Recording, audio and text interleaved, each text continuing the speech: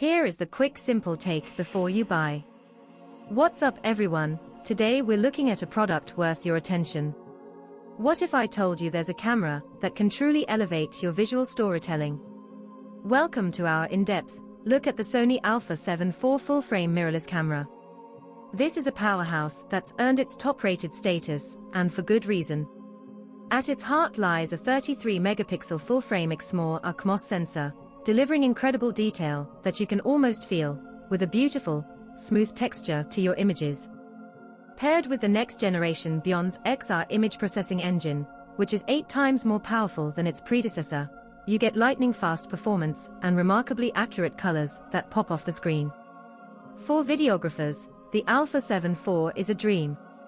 It captures stunning 4K at up to 60 frames per second with 10-bit 4:2:2 color sampling, meaning your footage will have a rich, gradable depth that looks fantastic even when you push it in post-production.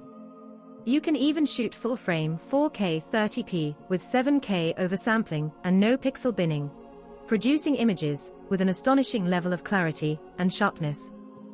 And for that cinematic look straight out of camera, the S-Cinetone profile makes achieving beautiful color expression effortless, giving your shots a pleasing, natural warmth. Many photographers and videographers have discovered the joy of creating with this camera, making it a popular choice for serious creators.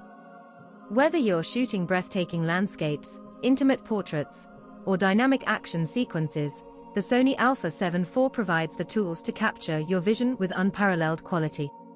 It's a significant step up, offering a professional-grade experience that's both intuitive and incredibly capable.